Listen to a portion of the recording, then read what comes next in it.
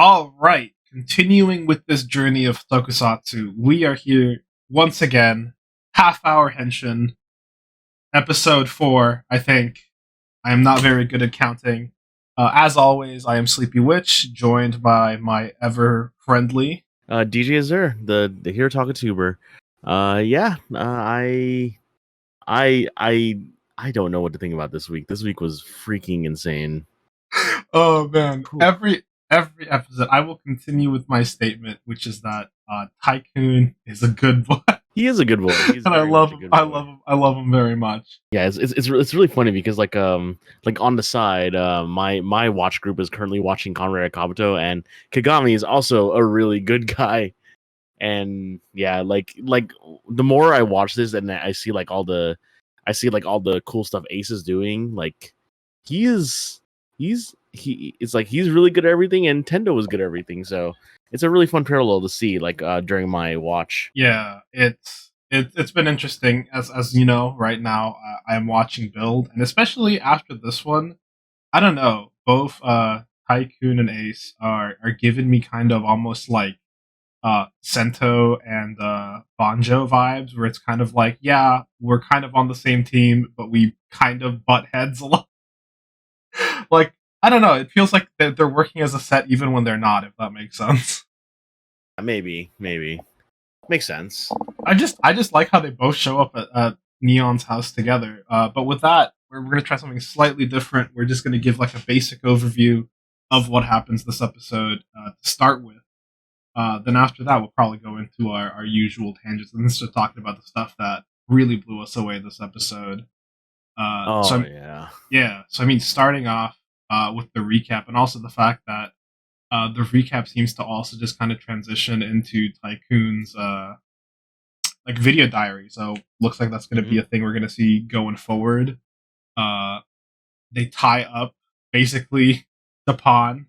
Neon is oh man, I'm just trying to. You're right. It is this episode. All these episodes have been so dense, so it's hard to just be like, oh yeah, this is what happened, and it was easy. Like pretty much all the stuff with Neon, it's always just really funny, like just seeing how like Tycoon is just like what's it called? He's a good boy, and they keep calling him out every episode for being too idealistic. It's always really funny because like that's what happens right after. They're all like, "So you're too idealistic. We have to do this with the zombies," and then then you find out Neon. Yeah, and then we finally learn about Neon this episode, like a lot more about how really fucked up her mom is. Yeah, like, holy crap.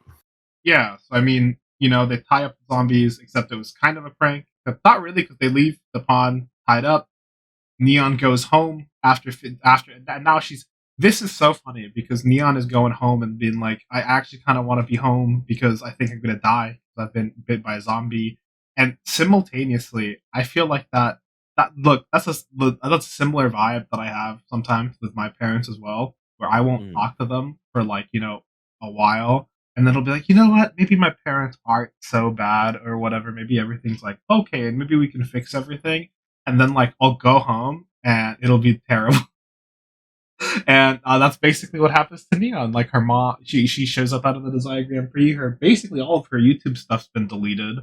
Yeah, I guess her mom panicked because she couldn't. She's got like a tracking chip on her. That is like really, really insane. That is insane. I know. I don't know about Japan's laws. I know in certain places that's very much illegal, especially considering that Neon's an adult. I need to double check the episode again, but I mean like we found out like she got kidnapped in the past as well too, so that's the reason why her mom's so overprotective as well. She's overprotective, and then she's got this whole thing with dolls, and so Neon is tired of feeling like an object, like she's just a doll in her mom's collection. That's all pretty fucked. Then we go back to then we go outside. We before she even goes home, we talk a little bit in the thing, but she goes home and she breaks out anyway because I always think it's funny that she breaks out with like full suitcases. Yeah. Just fully packed. And and who's waiting for her outside, but Tycoon and Ace uh, have a little bit of a heart to heart. You know, she's trying to find things that money can't buy because she's so tired of being so controlled, Yeah. and she feels like at the end of the day, God never loved her because of how unlucky she is. And honestly, it's a depressing scene. And then It we is. just warp back to like the zombie killing, and we see the four uninfected lads and Sumire, and they're basically like, well, gotta kill zombies. Doesn't matter who they are. Yep. And then we get that mid-air henshin from From Tycoon, which is what I was not no, not expecting. not Tycoon from Neon from Nago. Yeah, Oh, Nago is the one that does the mid-air henshin, and it's so hype when you see it's that so hype. henshin. But you have to remember it because I'm scrubbing through. Remember, they start fighting before she shows up. So both Ace and Tycoon jump off a building in Henshin. So he technically does a mid-air Henshin as Mhm. well. I was very Yeah, surprised that Tycoon just jumped off the building too. yeah, but it doesn't get like the full zoom in like they do Right, with right. Nago. We get to see Mary leading zombies to people so that he could save them, which I guess is a way to do it. We get to see Buffa Yeah. with Magnum.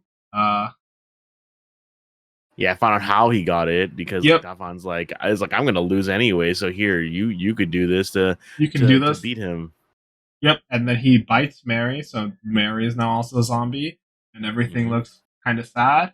And then we go back to the conversation with Ace, Tycoon, and Naga, where you find out, hey, there's a possibility that if we finish the task fast enough, all status effects and all damages goes away from the player. So if they finish fast enough, she could technically be unzombified. And what I love, Hmm. you were talking last week about how you were like, oh, Naga's probably going to give a speech about not giving up, and that's when Tycoon's going to give her the boost spell. It's like, no, Tycoon doesn't even need that. He's just like, oh, hey, you might need this. Here you go. Like without a second thought, no hesitation from this guy. Hmm. I also love they have a very nice moment between them. With the like, my sister would be very sad if you died. And he's just like, just your sister? And it's like, no, obviously I would be sad too. I thought it was very cute. And then we get to see the Mitter Henshin, the hammer boost. Uh, Very good. I really like that she comboed with Tycoon to get a turn. And also, Yeah. we haven't gotten to see Tycoon really do much fighting, but even when the pawn tries to get in the way, he tackles him and basically starts holding him down. Uh, Hmm. then we get a zombie strike from Ace to hold everything down, while she ends everything with the big boost time. The boost buckle goes away, hits Tycoon, and we managed to get through this predicament. She's been unzombified, Han's been unzombified, Mary's fine, and then it's like, oh, we did it, we're safe.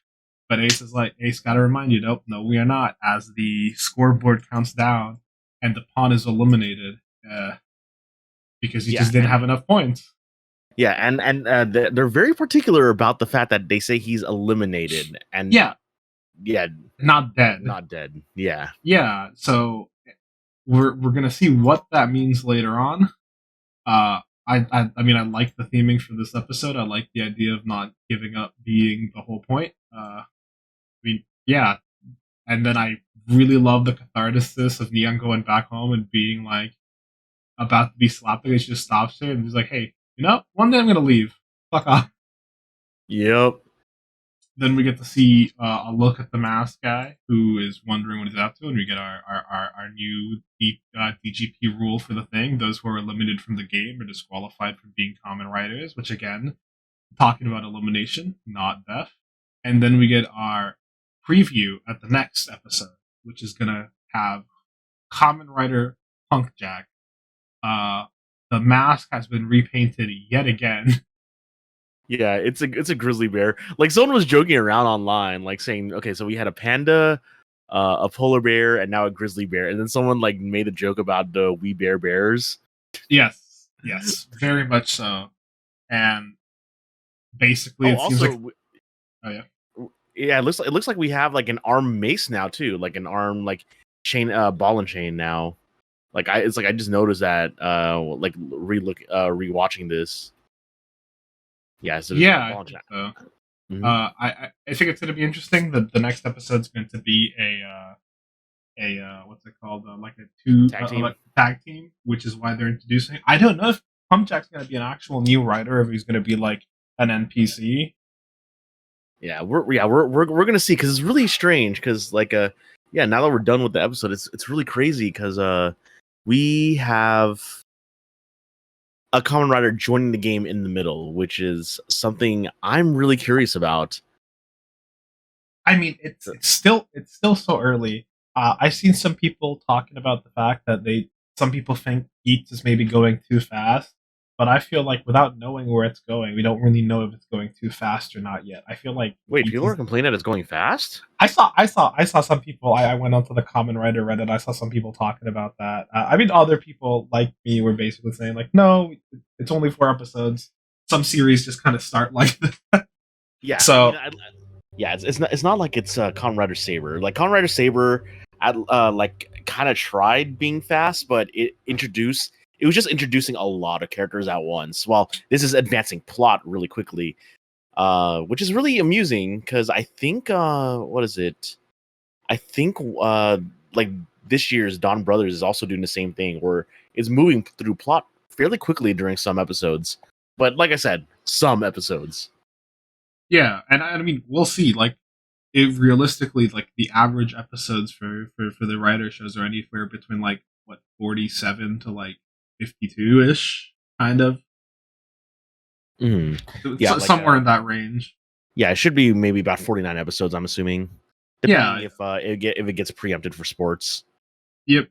I've basically just seen that there's a couple that are like 47, some that are 49, and I just assumed it's kind of the general range. I heard there was one that was kind of short, but I think that That was would have a been Decade. It's only yeah. like 38 episodes, because they did that so that they could stagger Sentai and Kamen Rider premieres by like half a year.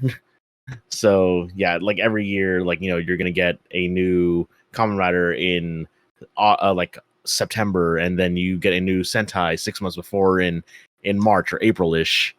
So that kind of realigned that. But the other thing too was that they put a lot of the plot relevant material that you want to know about Decade in a movie. Like the series itself does not end on an ending, really. Interesting.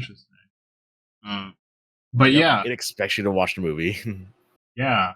I mean, interesting enough. The one fact I have seen right now, specifically to this episode, that I'm getting this from an account that since I've been liking writer stuff, it showed up in my recommended, which is basically called "Crazy Ass Moments in Common Writer History," and so apparently people thought the mask from the mysterious character in episode 1 of Geats resembles that of a Hellboy character. And in response, Toei has apparently re-edited the episode so that it only shows the body of the character. And in episode 4, I mean, he's got basically a new mask, still kind of the similar motif, but it's obviously a different mask.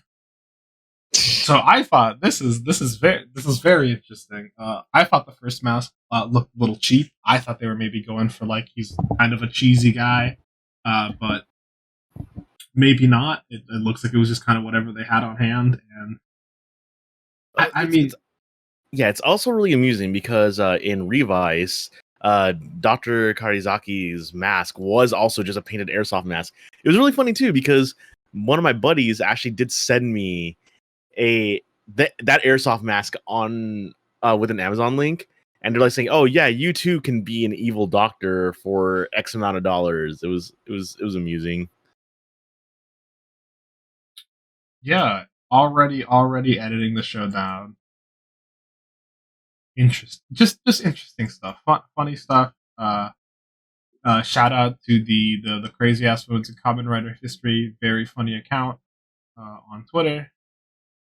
Don't want to not tell people like where I saw the info just because again I just happened to see it, but it ended up being relevant. Yeah, it's I also am funny because, like, yeah, there are things here that I actually did know about, like Oh man, yeah, Kamen Rider has done quite a bit, and I just love it. But man, holy crap! Just the stuff with disqualification. The disqualification is going Like, to be interesting. What I'm yeah. curious about for next episode is going to be so uh he has been like disqualified as a common rider, but Genpen like died. So I wonder if like for the opening they're gonna have like different like animation, like maybe there's a different one for elimination if it really means something else. Uh, Oh, I didn't think about that. yeah, I'm always thinking about visual because here's the thing: if we get to the next episode and they have the same thing, maybe they said eliminate, maybe they did just kill him. There's always a Mhm. possibility that they're treating it like it's different, and it's just not. Uh, Mhm. man, the scene with Naga getting slapped by her mom, like I knew it was maybe bound to happen. I didn't expect it to happen this fast. Mhm. And then I don't know, a lot of good symbolism there with her being compared to the dolls. I again love the like conversation between the three of them. Shows a lot of kind of their individual character. Where Ace is still kind of an asshole who's like, I'm just here to get points. Don't worry about me. While simultaneously being there to give her the part of the information that'll stop her for giving up. Yeah, and the other thing too, though, is that like, oh, actually, one thing we didn't talk about was that we saw what Nago's wish was, I mean, like true love, and it's so. Actually, no, yeah, no, we saw that, but it was like zoomed in on as she was talking with Tycoon, and then of course the combo attack they did. It's just like, hey, let's heavily hint at this ship, which basically means that they're gonna break them up with the death, most likely. So one of those two is gonna die, oh most likely man, Nago. oh man, I don't want that to happen. That'd be sad. I One of the things that I will say is like from like the two series I've watched so far is just the fact that like sometimes they like end with romance, but like the romance is almost like barely not like in the show, and then like by the end of it they're like, yeah, you were supposed to totally know that this was happening. And it's like what, you know, like it was really obvious by the end of the game that they've kind of set up kind of like the love triangle. Well, like love square because Michi kind of liked Mai as well. But like when Baron kind of says something, I'm like, you guys have interacted like 3 times. And I don't know. I haven't gotten those like vibes from you guys. You know what I mean? Mm-hmm. So when Yeah, when he was like, it's true. "Oh yeah, dude, I want Mai to be like the last woman and like be with me or whatever," I was like, "Really? Are you sure?" Yeah. But then again, we learned that she was touched by the woman to end and stuff like that. So there's Yeah, also that to think about. yeah, yeah. And oh man, I get slightly spoiled for like a coupling that happens kind of like at the end of build, like in one of the movies or something. It wasn't like a big deal, but it was one of the things where like, huh, that's interesting. I've barely seen these characters interact. Uh, uh, how far in the build were you again, or did you uh, finish build? I think it I am was. I am I am almost done. I think I'm in like I think it's 49 and I'm at like 44. Oh dang! So I am nearing the climax. The last episode that I watched today even was where oh god, where I keep forgetting like her full name. I keep thinking her name is Miton because that's what Greece always Um, calls her. But Misora. Misora, yes, that's what it is. I need to start with me. Misora basically got turned into the Lost Smash, and he fixed her by basically punching Bernage into Banja to like counteract his genes, or whatever. And then his dad, then he beat up his dad as well. Uh, so that's where I'm at. I've got like 4 episodes to go. Build has also been a wild ride, just because I didn't expect it. Like it's like what, like episode like early 30s where Bloodstark gets like the box, and you're like, well, Earth is doomed, and I'm like, already? I know we got 20 more episodes to go. If he's got the Yeah, box and it's Earth is doomed, what do we do dude. from I, here? I love Evolt. Actually, talking about villains, we don't have a real villain yet for I'm telling you, Beats. it's Sumire. We just don't know it yet. I mean, I wouldn't be surprised if it's Sumuri, but Sumuri. But also we really want to know who that is. But also, like, I need to rewatch some of the episodes just to get the context clues for this. But I was thinking, like, a theory online that, remember, like, I mean, like, we've been talking about it a little bit, but the whole thing about Ace, like, how many times has Ace run this game? So someone was saying that, is Ace immortal or something, because he's had that coin forever. It's a Roman coin, and he basically talks as if he were at events in history. Yeah, See, someone was saying that. yeah, he could maybe the Desire Grand Prix is something that's been going on way longer than we think. Mm-hmm. Or someone was saying that, and I'm like, I'm wondering about it. Yeah, that could be it. It could also be maybe something where, like, the Desire Grand Prix maybe has, like, special event locations, and so maybe they've gotten to go to. I don't know. There could be a lot of that. Is interesting. I didn't think about the fact that it's an older coin. So that that's pretty cool. It's a really interesting theory, and I'm, like, really wondering about it. Yeah. It makes some sense. Like I said, we don't know how long Ace has been playing the game. If he gets a wish every time, even if the wishes are, like, pseudo contained or not all powerful, it makes sense for him to have been able to, like, maybe keep his youth or something. Huh. Yeah, but at the same time, like, another thing too is that he's looking for someone too. So imagine this whole thing is that Ace is somehow Caesar and Brute, and he's looking for Brutus. That'd be freaking hilarious. Yeah, I don't think they're gonna do that. I think it's more like it's probably gonna be like a gladiator arena thing. Probably looking for a rival gladiator that was also part of the Grand Prix. Maybe that could have been it. But it does make sense that if we're talking about, like, a what's it called, a, like, rival thing, the battle royale gladiator, maybe he was looking for a rival. Maybe that's why he's kind of, like, because he seems like he's, like, amused by Buffa more than everything else. Like, he, like, just kind of eggs him on, but, like, he doesn't seem like he actually cares about, like, fighting with him, if that makes sense. Which is really funny, because with that preview, he's like, all common riders are my enemies. I'm gonna beat the shit out of Geets, and it's like, oh man, Geets doesn't care at all. Yeah, he really doesn't. Which is interesting. Yeah, like, I would have thought if that's true. Yeah. Also, I would have thought with Buffa having the Magnum and Geets having the zombie, I would have assumed they would have just traded. Maybe they will, like, but I would have assumed, like, the first thing he would have done is, like, I have the gun you like. Please give me my zombie back. I mean, at the same time, Ace plays by the rules. It's like he could use anything. It's just that it's all a game to him at this point. Yeah, and I mean, it could just be a game because he's been playing it so long that even if the stakes are high, it just doesn't mean much to him anymore. Also, like, the Nago, the armed hammer boost being a big hammer, very good. And then the combination with zombie to hold him in place. Yes, that was cool. Zombie strike was really sick. I kind of wanted more from the boost hammer attack. I thought she was gonna, like, dash through all of them, since having it just be one swing was honestly a little anticlimactic in my opinion. Well, but it was still really cool. Yeah. Yeah, at the same time, it was a CG hammer. Yeah, it was a CG hammer, and I mean, here's the thing. I know there's going to be limitations and budgets. Okay, because I'm someone who just loves aesthetics. I will say her like jumping through like all the buildings and doing the jumps and stuff with boost was really, really sick. Mm-hmm.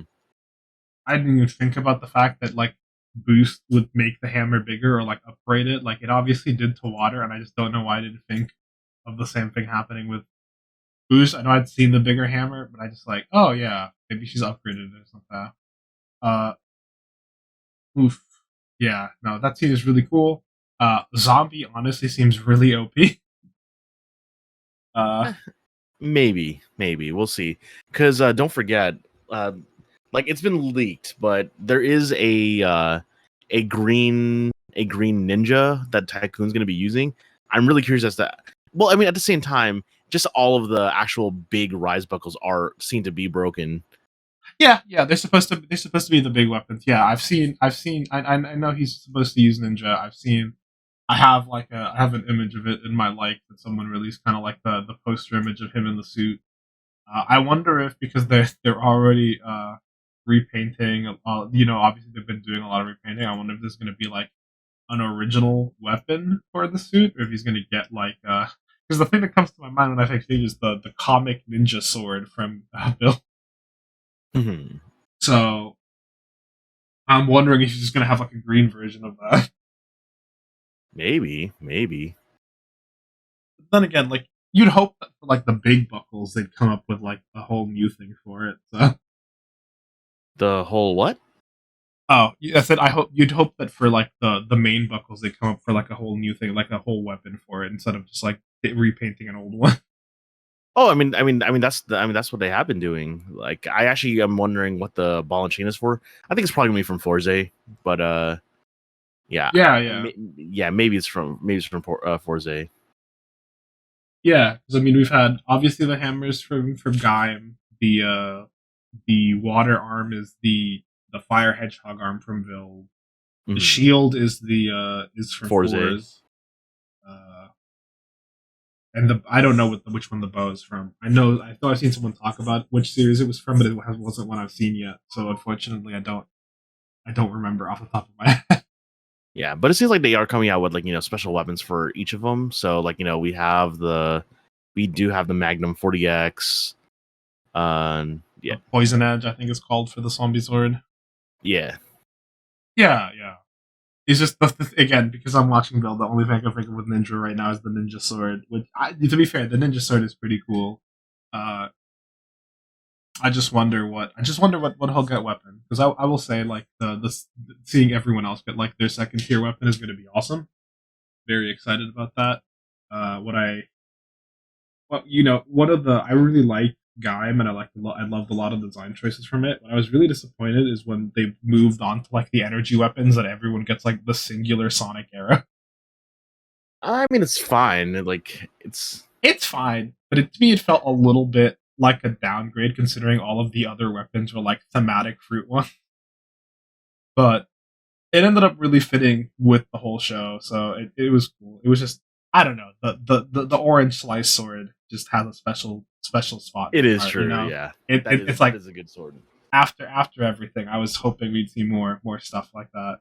But with that, we are running out of time. As always, if you have any theories, anything you want to discuss, any questions, or honestly, even if you are another VTuber or something who is into Toku and wants to join us for an episode, you're keeping up with geeks, maybe, reach out.